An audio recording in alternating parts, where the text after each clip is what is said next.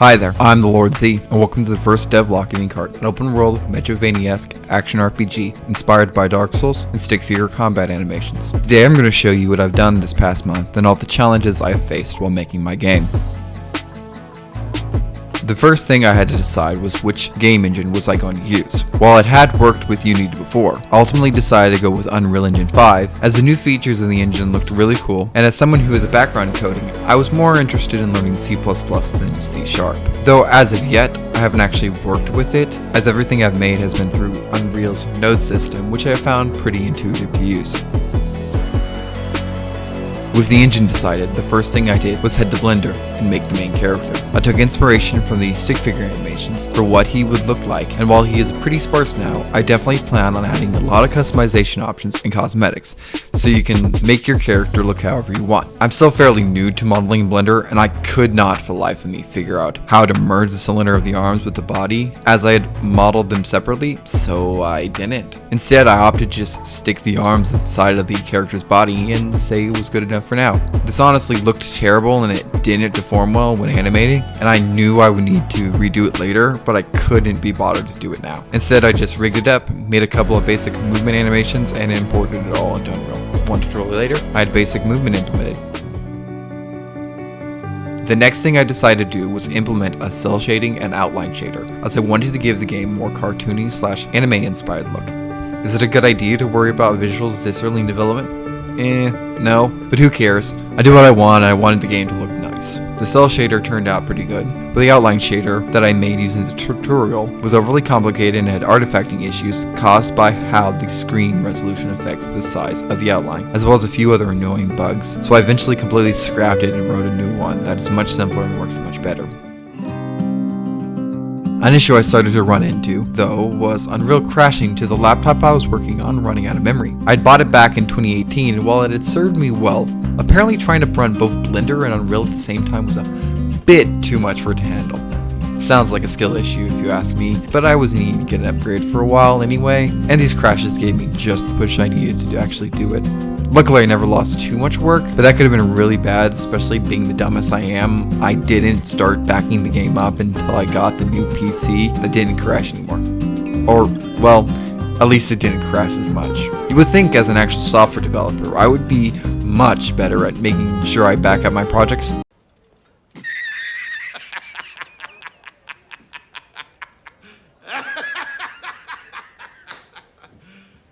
You serious?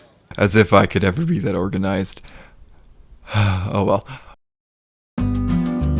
With a new PC on the way, I continued working on the game through the crashes, with the next thing I tackled being wall climbing. I made it so that if a player is holding down space as they jump into a wall, their gravity is turned off and their movement is limited up, down, and side to side, allowing them to scale walls. It isn't perfect as you can't climb any wall that has a slope to it and you can't go over any obstacle, but I'm happy with it for now, especially as I implemented it without following a tutorial and it worked out pretty well. This was, however, the start of an issue that so far has only ballooned. At the moment, whenever I want to track the player's current state, I have been creating a Boolean to store whether the character is currently in that state or not. This seems fine when there are only a few states the player can be in, but it quickly becomes untenable as the number of possible states increases. I am aware there are a couple ways of dealing with this issue, such as using character tags instead or setting up a finite state machine, and I plan on reworking how I handle state, but that will have to wait until the next devlog as I have not implemented any solution yet. I also decided to add a feature to the camera, so that if you turn the character while running, the camera will move to the left or right depending on which way you're turning. I did this so that you will have more vision on the side that you're turning towards, but it's honestly pretty jank at the moment, as I'm only checking if controller is turning left or right and then interpolating between two camera positions. I will need to come back and clean this up, but I'm not too worried about it for right now. With that out of the way and a new powerful PC to work on, I got to work implementing the dash ability, which turned out perfectly fine on the first try. Luckily that turned out to just be because I used the triggered output to dash, which gets called every frame the button is pressed instead of just the started output, which only gets called once, thus continuously launching the player at ludicrous speeds. This was, however, only the first of many bugs I would encounter trying to get the dash to work properly. The character would clip through walls, then only their feet and head would clip, causing them to get stuck in terrain. Then it would achieve orbit, because if you held space while dashing and hit a wall at just the right height, the character would be both dashing and climbing at the same time, and because the player has no gravity while climbing, the player's speed didn't reduce at the end of the dash. Then the player would get stuck floating in midair while the dash is being held.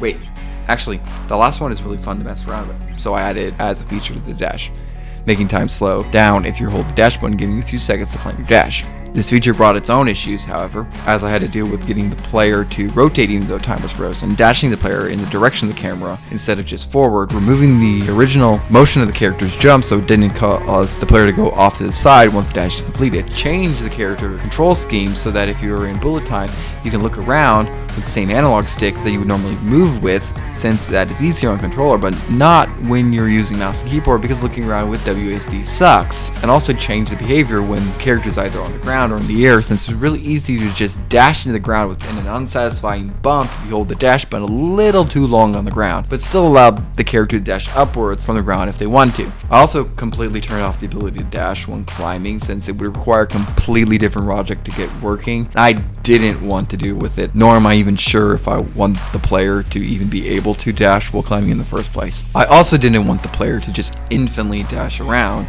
so I started experimenting with the stamina bar that is drained when dashing, but I didn't think it fit with what I was trying to go for, and I wasn't even sure if I wanted to use stamina elsewhere, as it slows down movement in combat. I ended up just going with a cooldown system, which allows the player to dash frequently, but prevents using the dash to just fly around the map. I do plan on having flight eventually, but not like this. On the plus side, the dash now consistently works how I want at the moment without any real issues, and is currently the most enjoyable way to move around the map. Since I was already making basic UI and stats, I implemented a counter for the amount of ink the player currently has, as well as a basic health bar which you can fill up using the ink. Don't mind that the ink goes in the negative, none of this is permanent, and it'd be a bit before I have actual enemies in the game to get damaged by or get ink from, but I just wanted the basics in place to get a feel for it. Remember that issue with the character model? Yeah. I've been avoiding making new animations for wall climbing and dashing as I was working on fixing the character model, but now is as good as any time to actually fix it. So apparently Blender has this modifier called the Moolyen modifier that I could use to merge two different meshes in like 2 clicks. Yeah, it was that easy.